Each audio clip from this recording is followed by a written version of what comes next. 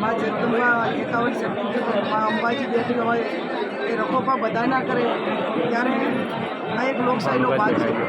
લોકશાહીમાં મતદારોનો સંપર્ક કરવો, આગેવાનો સાથે વાત કરવી અને એમની ચૂંટણી માટે જે નાના મોટી સિસ્ટમો ગોઠવવાની હોય, કોંગ્રેસ પાર્ટીનો ચૂંટણી ઢંઢેરો હોય લોકો સુધી પહોંચે અને આ પ્રકારની જે અમારી મહેનત હતી કે હવે ધીમે ધીમે આ દાતા તાલુકો કાયમી કોંગ્રેસનો ઘટવ્યો છે અને લોકસભામાં પણ કોંગ્રેસ પાર્ટીને આશીર્વાદ આપશે. અહીંયા ભૂતકાળની અંદર અનેક કોંગ્રેસની સરકાર હતી ત્યારે 2009માં કેન્દ્રમાં કોંગ્રેસની સરકાર એ ટાઈમે આદિવાસીઓ માટે, ઓબીસી માટે અનેક પ્રકારના કાયદાઓ, જંગલ જમીન એ પોતે જે હક ધરાવતા હોય, માલિકી ધરાવતા હોય અને અથવા તો જે કબજો ધરાવે એ અમને રેગ્યુલેશન થાય, શિક્ષણ મળે, આરોગ્યની સુવિધાઓ મળે, આદિવાસીમાં સ્થાનિક એમને રોજગારી મળે, આ તમામ પ્રકારના કાયદાના રૂપમાં એમણે જ્યારે જોગવાઈ કરી હતી ત્યારે ક્યાંક ને ક્યાંક એ કાયદાનો અમલ નથી થતો.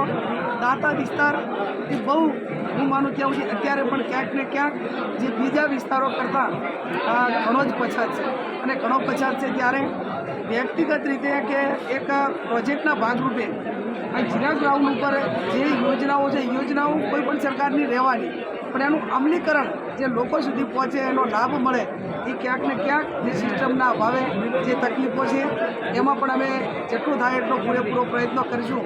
પણ બનાસકાંઠા સમગ્ર જિલ્લો આ વખતે તમે જુઓ તો નડાબેટથી અંબાજી સુધી તમામ લોકો તન મનને ધનથી જ્યારે મદદ કરી રહ્યા છે, આશીર્વાદ આપી રહ્યા છે, ત્યારે 100% કાર્યાલયનું જે ઉદ્ઘાટન ઓપનિંગ એ ઉગતા સૂર્ય સામે થયું છે ત્યારે મને સુકનમાં હું ક્યાંક ને ક્યાંક માનું છું અને મને પોતાને ખબર નથી પણ છતાં એ રીતે થયું છે તો 100% મને ભરોસો છે કે મા જગદંબાના આશીર્વાદ એ કોંગ્રેસ પાર્ટી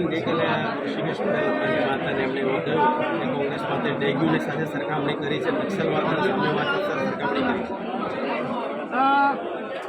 એમના માટે મારે કાંઈ કહેવું યોગ્ય નથી. નક્સલવાદ ડામવા માટે અમારા વડાપ્રધાનો શહીદ થયા છે.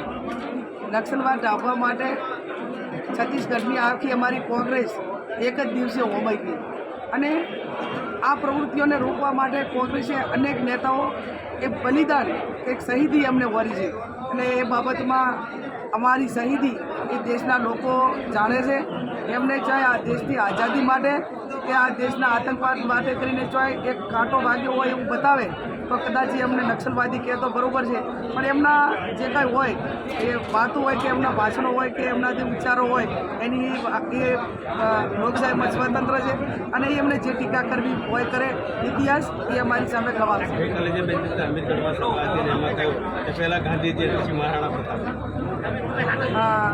મને કોઈ વાતનો ખ્યાલ નથી. ગામમાં જે આવે છે ભાજપવાળા પહેલાં ગાંધીજીની રીતે સમજણ પાડવી કે બહેનો એટલે એ તો સરમુખતાર સાહેબ તો તમે એમના ગળથુથીમાં જ છે.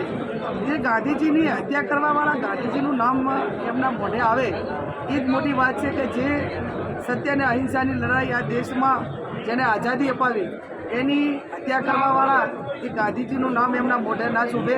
અને મહારાણા પ્રતાપ એ તો એક મહારથી કે જેણે અંગ્રેજો સામે કે બીજા સામે ક્યારેય ઝૂક્યો નહોતો. એના સામ્રાજ્ય માટે, એના પ્રજાને વફાદાર રહેવા માટે એમણે સત્તા ગુમાવી હતી પણ ક્યાંય ઝૂક્યો નહોતો. એટલે મહારાણા પ્રતાપ અને ગાંધીજી એ એમના મોઢે ના શોભે. એ તો ઇતિહાસ જેના નામે ગવાહ હોય એમને જ શોભે.